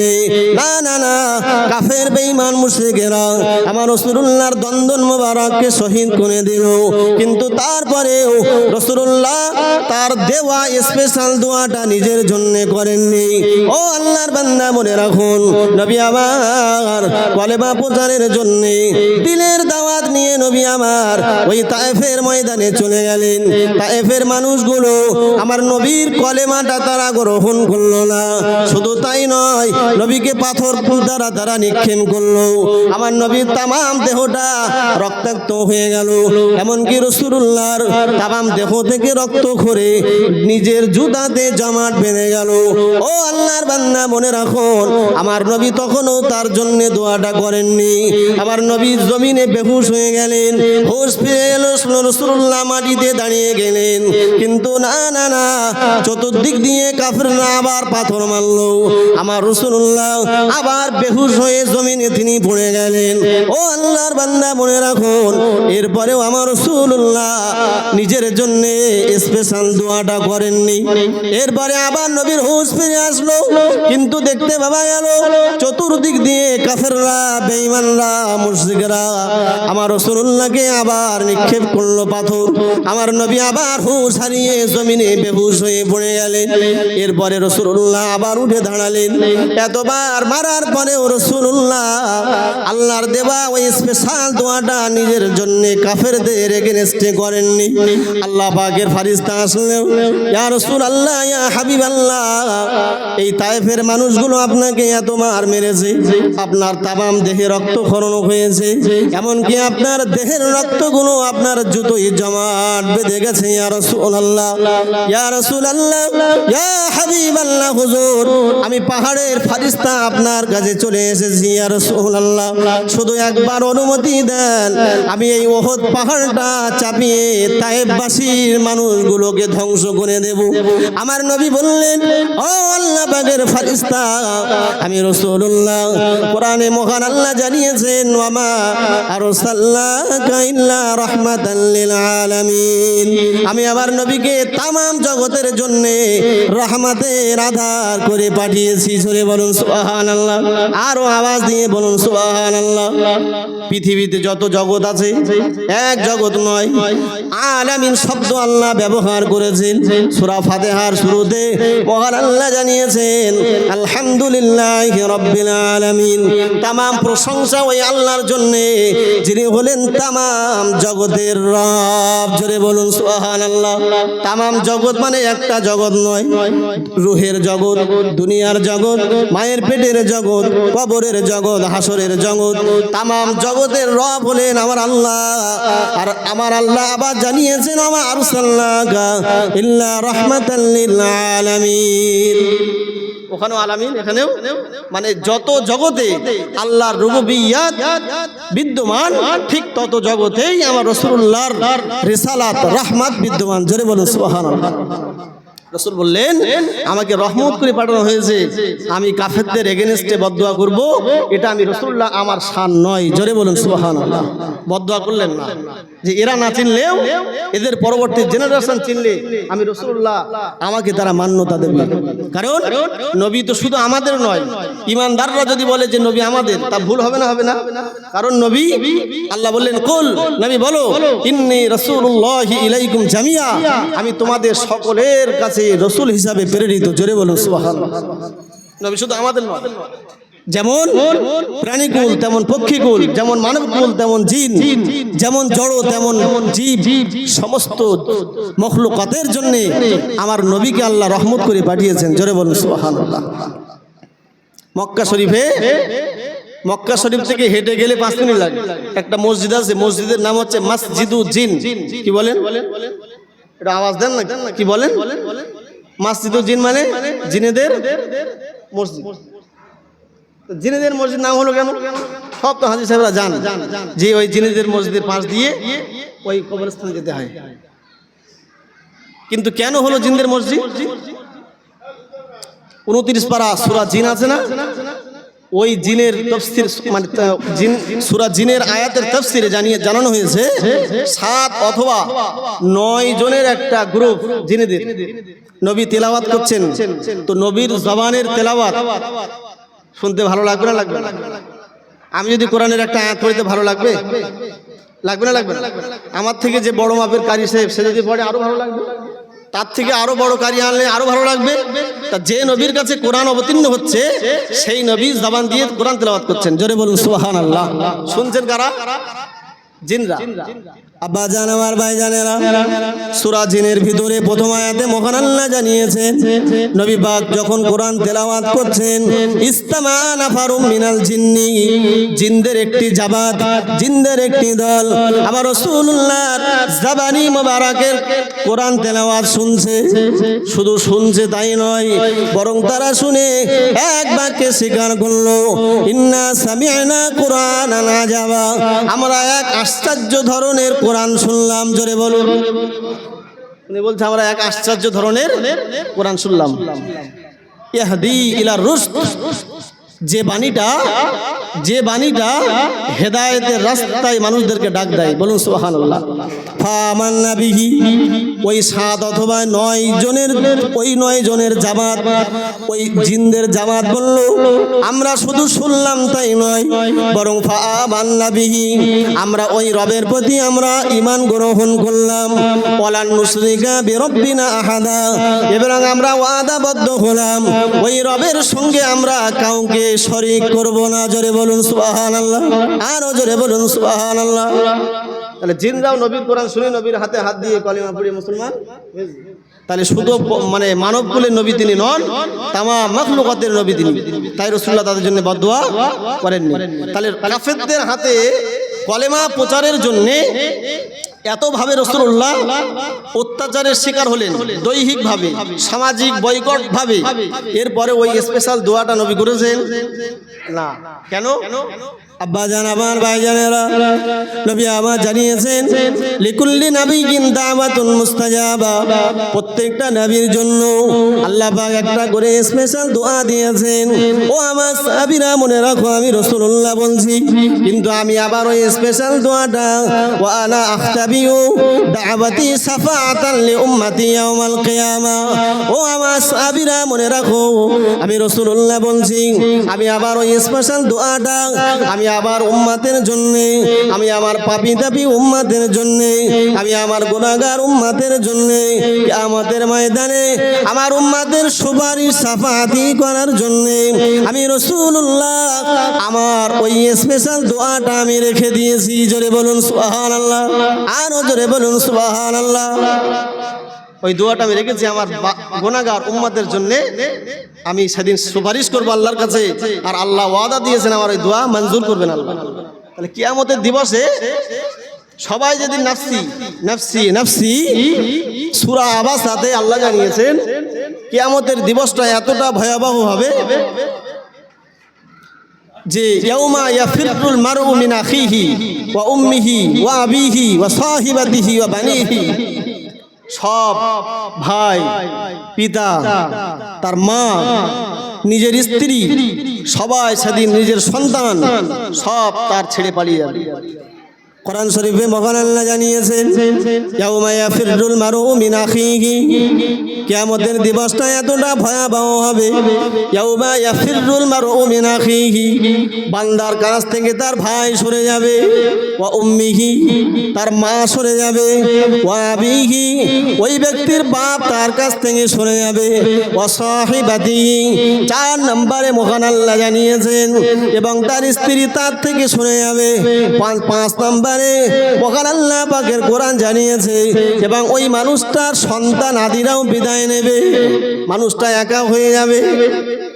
এই আয়াতের যখন আমরা তাফসীর পড়েছিলাম তখন 16 আনা বুঝে আসেনি যে একটা সন্তানের প্রতি বাপের এত ভালোবাসা, সেই বাপ সেই সন্তানের থেকে ওই মুসিবতের সময় পালিয়ে যাবে কেন?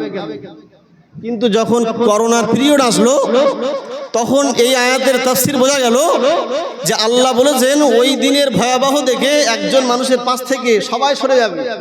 এর জ্বলন্ত দৃষ্টান্ত হলো করোনার সময় বাপের করোনা হয়েছে, ছেলে ধরা যায় না। কথা ঠিক না ভুল? সন্তানের হয়েছে, বাপ যায় না কেন? ঘুরে যদি আসে, এই ভয়ে বাড়ির একজন করোনা আক্রান্ত, তার শেষ কৃতিত্বটা তার কবরস্থ করবে, কাফন করবে, এরকম লোক খুঁজে পাওয়া শেষমেশ মসজিদের ইমাম মুয়াজ্জিন আর 2-5 জন বিশিষ্ট মানুষ যেয়ে তাকে গোসল দিয়ে কাফন দাফন করে কবরস্থ করেছে। এরকম ঘটেছে, শুনেছেন আপনারা? তো যদি দুনিয়ার এই ক্ষণস্থায়ী জীবনে একজনের পাশ থেকে সন্তান, বাপের পাশ থেকে বাপ সন্তানের পাশ থেকে পালিয়ে যেতে পারে, তাহলে যেদিনের ভয়াবহতা এত বেশি, সেই দিন একজন মানুষ তার প্রিয়জন থেকে আলাদা হয়ে যাবে, এটা নতুন কিছু? এটা অসম্ভব নয়। কিন্তু যেদিন আপনার পাশে আপনার ভাই নেই, মা নেই, বাবা নেই, বোন নেই, স্ত্রী নেই, সন্তান নেই, সেই দিন দাঁড়িয়ে যাবে আমার আপনার নবী, বিশ্ব নবী মুহাম্মদুর রাসূলুল্লাহ সাল্লাল্লাহু আলাইহি ওয়াসাল্লাম। জোরে বলুন সুবহানাল্লাহ। আব্বা জান, আমার ভাই জানেরা, বিদায় নেব, আলোচনা আমি সংক্ষিপ্ত করব। মহান আল্লাহ পাক জানিয়েছেন ওই কিয়ামতের ময়দানটা কানা মিকদারুহু 50 আলফা সানা, ওই কিয়ামতের দিবসটা 50,000 বছরের সমান হবে।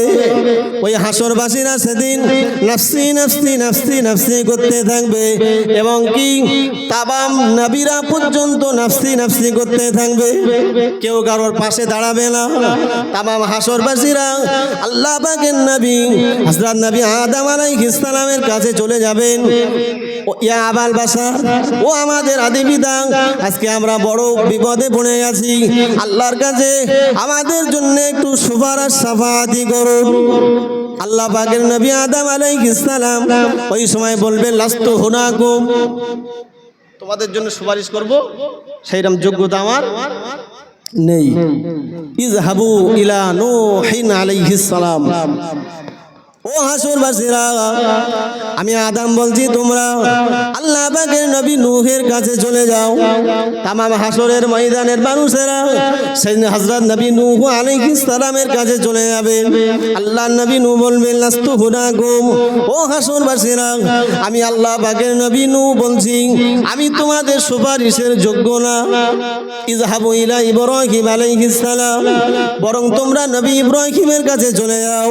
আল্লাহ পাকের নবী ইব্রাহিম যখন যাবেন বলবেন লাস্তু হুনাকুম ইযহাবু ইলা ঈসা আলাইহিস সালাম।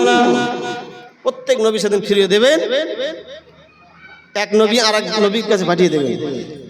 হযরত নবী ঈসা আলাইহিস সালাম তিনি বলবেন তামাম হাসরের মাটিতে এদিকে ওদিকে ঘুরে লাভ হবে না, বরং ইযহাবু ইলা মুহাম্মাদিন সাল্লাল্লাহু আলাইহি ওয়াসাল্লাম। জোরে বলুন সুবহানাল্লাহ। ঘুরে কোথাও লাভ নেই, যাও নবী মুহাম্মাদের কাছে যাও। তামাম নবীরা পর্যন্ত কিয়ামতের দিবসে একটাই পতাকা থাকবে। দুনিয়ায় অনেক পতাকা আছে না নেই? কিছু বলেন না। দুনিয়ায় অনেক পতাকা আছে না, বিভিন্ন দলের বিভিন্ন পতাকা, কিন্তু কিয়ামতের দিবসে কোনো পতাকা নেই। কয় পতাকা? ওই পতাকায় তো মানুষ নেই। ওই পতাকার জন্যে ওই রাত জেগে ডিউটিও করতে, আর দুনিয়ার পতাকার জন্যে কত শাড়ি রাত দুপুর বেলা, এর বাড়ি তার বাড়ি, আর কত রাত জাগা, মোড়ে মোড়ে সব ক্যাম্পিং। আর যে পতাকা থাকবে নবীর হাতে, লেওয়াউল হামদ, বলুন সুবহানাল্লাহ। তাকবীর দেন, নারায়ে তাকবীর, আরো আওয়াজ দিয়ে নারায়ে তাকবীর, নারায়ে তাকবীর। একটাই পতাকা, সেই পতাকা থাকবে আমার নবীর হাতে, লেওয়াউল হামদ। আল্লাহ পাকের নবী জানিয়েছেন বিআদি ইয়াউমাল কিয়ামাতি লিবাউল হামদ, কিয়ামতের ময়দানে আমি রাসূলুল্লাহ বলছি আমার হাতে আল্লাহ একটা পতাকা দেবেন। ওই পতাকাতে আমার উম্মতরা শুধু থাকবে তাই নয়, বরং তামাম নবীরা পর্যন্ত এসে আমি রাসূলুল্লাহ আমার পতাকা তলায় জায়গা নেবে। জোরে বলুন। অন্য কোন নবীর হাতে আর পতাকা নেই, একটাই পতাকা আমার হাতে।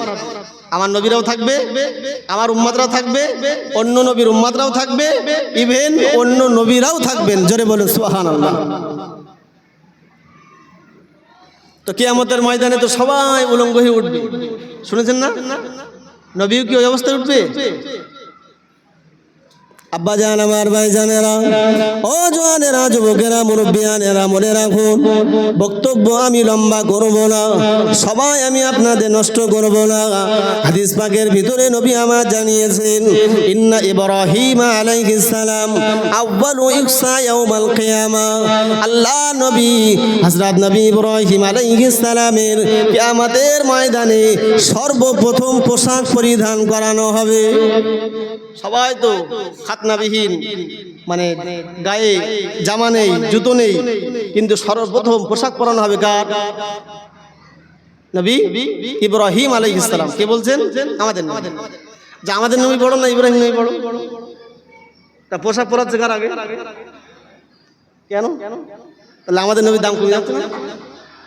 আব্বা জান, আমার ভাই জানেরা, ও জওয়ানেরা, যুবকেরা, মনে রাখুন নবী আবার জানিয়েছেন কিয়ামতের ময়দানে যেদিন তামাম হাসরবাসীরা খালি গায়ে খালি পায়ে খাতনাবিহীন অবস্থাতে উঠবে, সেই দিন আমি নবী বলছি হযরত নবী ইব্রাহিম আলাইহিস সালামকে মহান আল্লাহ সর্বপ্রথম পোশাক পরিধান, পোশাক পরানো হবে। নবী ইব্রাহিমকে পোশাক দান করা হবে।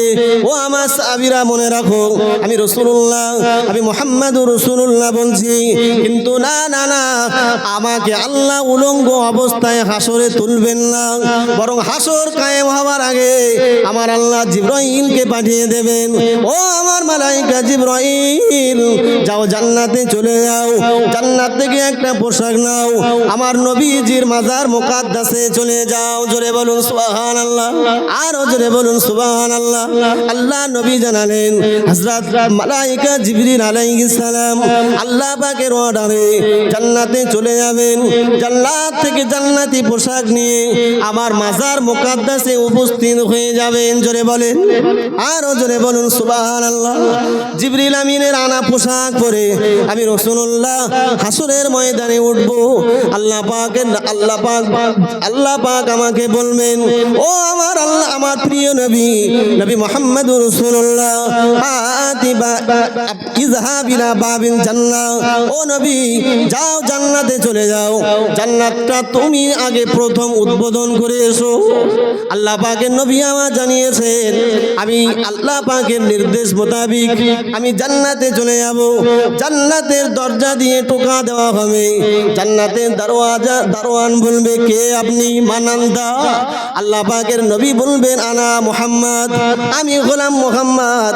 দারোয়ান আবার জিজ্ঞাসা করবে, আপনাকে কি ডেকে পাঠানো হয়েছে? আপনার জন্য খোলার কি নির্দেশিকা আছে? আল্লাহ নবী বলবেন, মহান আল্লাহ এই হাসরের ময়দানের প্রারম্ভে আমাকে দিয়ে জান্নাতটা উদ্বোধন করতে বলেছেন। জোরে বলুন সুবহানাল্লাহ, আরো জোরে বলুন সুবহানাল্লাহ। আমি আগে উদ্বোধন করি। আর হাতে কি আছে? পতাকা। ওই পতাকায় যাবে কারা? হাত তোলেন দিন একটু দেখি। যাওয়া তো সবার ইচ্ছা, তা যেদিকে একটা লাইন তৈরি করতে হবে তো নাকি?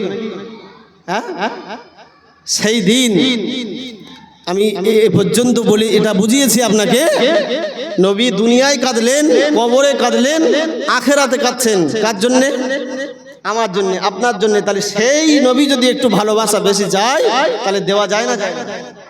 50,000 বছরের সমান নবী সেজদায়। আব্বাজান, আমার ভাইজানেরা, নবী সেজদায় পড়ে গেছেন। কারণ আল্লাহ আজকে প্রচন্ড রাগে রাগান্বিত আল্লাহ। কারণ আল্লাহর সামনে ফারিস্তারাও নিস্তব্ধ হয়ে গেছে। আল্লাহর সামনে টু শব্দ করার ক্ষমতা কারোর নাই। আর নবী পাক জানেন, বান্দা যখন সাজদায় পড়ে যায়, আমার আল্লাহ পাকের সব থেকে নিকটবর্তী হয়ে যায়। জোরে বলুন। তাই নবী আমার আল্লাহর রাগটাকে ভাঙানোর জন্য নবী আমার সেজদায় পড়ে গেলেন গুনাহগার উম্মতের জন্য।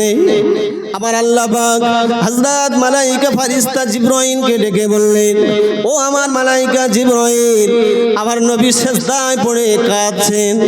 ও আমার ফারিস্তা জিবরাইল, যাও না তুমি আমার নবীর কাছে চলে যাও, আমার নবীকে মাথা তুলতে বলো, আমার নবীর কি চাওয়া পাওয়া আমি আল্লাহ আমার কাছে বলতে বলো, আমার রাসূলুল্লাহর সব চাওয়াকে আমি পূর্ণ করে দেব। জোরে বলে।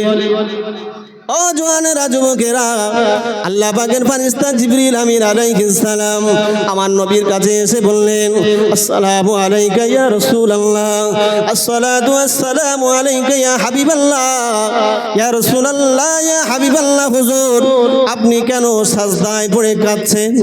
আপনি ইরফা রাসাকা ইয়া রাসূলুল্লাহ, হাবিবাল্লাহ, জমিন থেকে আপনি সাজদা থেকে মাথা তুলুন ইয়া রাসূলুল্লাহ। আপনার কান্না রবের আরশে মহল্লায় সহ্য হয় না ইয়া রাসূলুল্লাহ, ইয়া হাবিবাল্লাহ। হুজুর, আপনার মাথা তুলুন এবং ফালতুতাহু, আপনার মনে যা চাওয়া আছে, আপনার যা পাওয়ার ইচ্ছা, সবগুলোকে আপনি রবের কাছে চান। ওয়াসফাতু সাফা ইয়া রাসূলুল্লাহ, ইয়া হাবিবাল্লাহ। হুজুর, আর আপনি সুপারিশ সাফাতি করুন। আপনি আপনার যে উম্মতের জন্য সুপারিশ করবেন, আমার আল্লাহ আপনার ওই সুপারিশ তার জন্য মঞ্জুর করে নেবেন। জোরে বলুন সুবহানাল্লাহ, আরো জোরে বলুন সুবহানাল্লাহ। ও জওয়ানেরা, যুবকেরা, মনে রাখুন, আল্লাহ পাকের অর্ডার মোতাবেক জিবরিল আমিন আলাইহিস সালাম আল্লাহ নবীর কাছে এসে বললেন, আল্লাহ পাকের নবী মাথা তুললেন। আল্লাহ নবীকে বললেন, ইয়া রাসূলুল্লাহ, আপনার মাথা তুলুন, আপনারা যা চাওয়া রবের কাছে চান এবং আজকে আপনি সুপারিশ সাফাতি করুন। আল্লাহ আপনার সুপারিশ যার জন্য করবেন তার সুপারিশ তার নসিবে মঞ্জুর হয়ে যাবে। জোরে বলুন সুবহানাল্লাহ, আরো জোরে বলুন সুবহানাল্লাহ। কিয়ামতের দিবসে সব নবী যখন নাফসি নাফসি করছেন, তখন আমার নবী রাব্বি হাবলি উম্মতি, ওগো আল্লাহ আমার গুনাহগার পাপিষ্ঠ উম্মতের কি হবে? জোরে বলুন। কাঁদছেন কি? তাহলে দুনিয়ায় কাঁদলেন, কবরে কাঁদলেন, আখিরাতেও। তাহলে সেই নবী যদি ভালোবাসা যায় তা খুব অন্যায়। এরপরে নবী আবার সিজদায় পড়ে যাবেন, সুপারিশ করলেন, চাইলেন, সব দিলেন আল্লাহ, এরপরে আবার সাজদায় পড়ে যাবেন। কিতাবের ভিতরে এসেছে নবী আমার তিনবার সুপারিশ করবেন, একবার দুবার হয়ে যাবে, তিনবার সুপারিশ হয়ে যাবে, আবার নবী আবার সাজদায় পড়ে কাঁদবেন। আমার আল্লাহ পাক জিবরাইলকে ডেকে বলবেন, ও আমার মালাইকা জিবরাইল, আমার নবী আবার কেন সাজদায় পড়ে কাঁদে? আমার আল্লাহ পাকের নবী কেন কাঁদে? জিবরাইল তুমি যাও রাসূলুল্লাহর কাছে চলে যাও। আল্লাহর নবীর কাছে এসে বলবেন, ইয়া রাসূলুল্লাহ, ইয়া হাবিবাল্লাহ, আপনি এখনো কেন কাঁদেন? আল্লাহ নবী বলবেন, সূরা 30 পারা দোহাতে এসেছে, ওয়াদ-দুহা ওয়াল-লাইলি সাজা ওয়াল-লাইলি ইযা সাজা। ওই সূরার একটু পরে এসেছে, ওয়ালাল আখিরাতু খায়রুল লাকা মিনাল উলা ওয়ালা সাওফা ইউতিকা রাব্বুকা ফাতারদা। ও নবী, আপনার রব দুনিয়ায় আপনার যা দিয়েছে তো দিয়েছে, এবং আখিরাতে এমন কিছু দেবেন আপনি খুশিতে বাগে বাগ হয়ে যাবেন। জোরে বলুন সুবহানাল্লাহ। আমার আল্লাহ বলেছেন দুনিয়ায় যা দিয়েছেন এর থেকে বেশি আখিরাতে দেবেন। দুনিয়ায় কি দিয়েছেন নবীকে? পৃথিবীর মাটিতে যত নবী এসেছেন তামাম নবীর উম্মতের জন্য গনিমতের মাল হালাল ছিল না, যুদ্ধলব্ধ মাল। যুদ্ধে যারা জয়লাভ করবে, এগেনস্টে যারা থাকবে, তাদের সম্পদ কোনো নবীর জন্য হালাল নয়, কোনো নবীর উম্মতের জন্য হালাল নয়।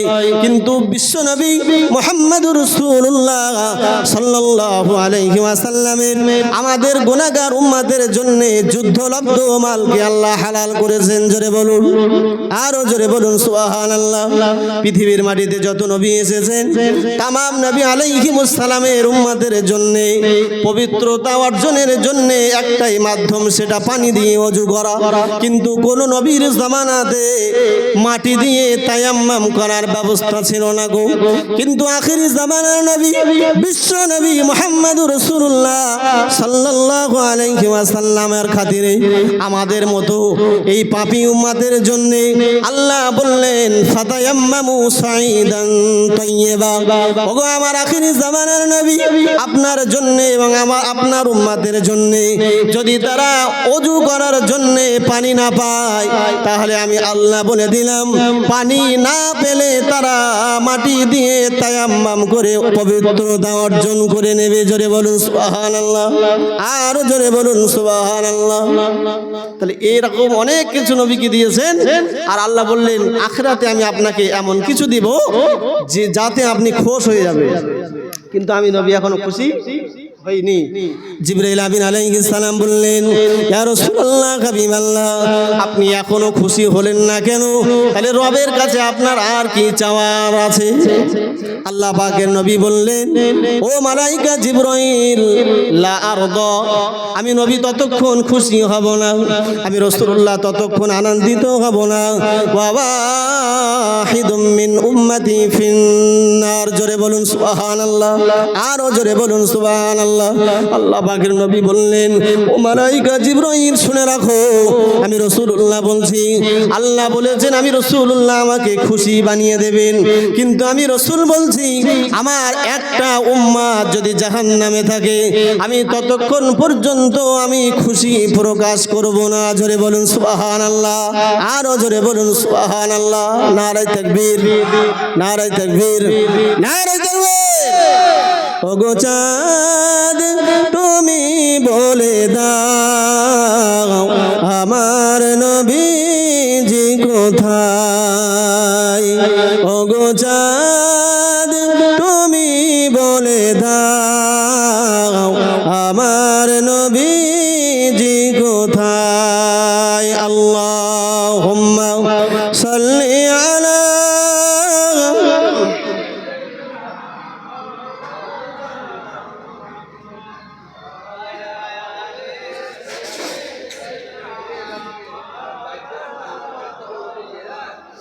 আপনাদের অসুবিধা হচ্ছে না তো? বিরক্তি লাগছে না তো? তার আরো একটু একদম শেষ টান, ফোরন টান বোঝেন? ফোরন টান আপনি তো ভালো বোঝেন। ফোরন টান যারে বলে একটু আখিরি টান টান দিন, নারায়ে তাকবীর, আরো জোরে নারায়ে তাকবীর, নারায়ে তাকবীর। নবীকে কি দিয়েছেন? অনেক কিছু দিয়েছেন না? আরো আল্লাহ আখিরাতে অনেক কিছু দেবেন। কোরআন শরীফের ছোট্ট একটি সূরা, সূরাতুল কাউসার। এবার আমি যাব এইদিকে যে নবী আমার জন্য কাঁদলেন, দুনিয়াতে, কবরে, আবার আখিরাতেও, হাসরের ময়দানেও কাঁদলেন। কেন? আমার মতো আপনার মতো পাপী গুনাহগার উম্মতের জন্য। শুধু ফলে নবী চাচ্ছে একটু কি ভালোবাসা। তো নবীর ভালোবাসা কি শুধু মুখে মুখে? কেমন ভালোবাসা দিলে নবীর সোহবাত, নবীর ওই লেওয়াউল হাম, পতাকা কটা? একটা। ওই পতাকায় তো যাওয়ার সবার ইচ্ছা। কোরআন শরীফে আল্লাহ বললেন, ইন্না আ'তাইনাকাল কাউসার। নবী, আমি আপনাকে কাউসার দিয়েছি। জোরে বলুন সুবহানাল্লাহ। ওই কাউসার তার বিবরণ অনেক। হাসরের ময়দানে ওই জান্নাত নামীয়, তাকবীর দেন, নারায়ে তাকবীর, আর জোরে তাকবীর দেন, নারায়ে তাকবীর, নারায়ে তাকবীর। আপনাদের আজকের এই মজলিসের আখেরি ওয়াইজ, আখেরি বক্তা হযরত হাফেজ মাওলানা বন্ধুবর আরিফ বিল্লাহ সাহেব, শিক্ষক খাদিজাতুল কুবরা বালিকা এতিমখানা মাদ্রাসা। তিনি এসেছেন। সময় মতো আপনাদের বক্তব্য রাখবেন। সময় মতো মানে সময় হয়েও গেছে, আমার সময় ছিল 9:30 পর্যন্ত। তো আমি একেবারে শেষের দিকে 1-2 মিনিটের মধ্যে দিগচ্ছি। কোরআন শরীফে আল্লাহ বললেন,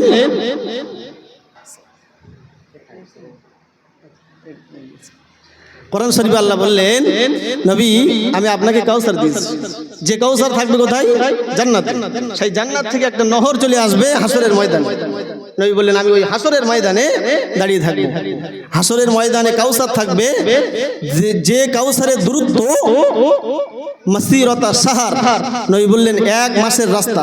একটা মানুষ চললে 1 মাস যেতে যত সময় লাগবে, এতটা তার দৈর্ঘ্য, এতটা তার প্রস্থ। এবং রাসূল বললেন, ওই কাউসারের 2 দিকে 2টো ঝুলন্ত গম্বুজ থাকবে। তার নেই, খুঁটি নেই, কিচ্ছু নেই, কিন্তু ঝুলন্ত গম্বুজ। তাহলে ভালো না খারাপ? তার পানি হবে আসাদুম মিনাল লাবান, দুধের থেকেও সাদা, মধুর থেকেও মিষ্টি, বরফের থেকেও শীতল।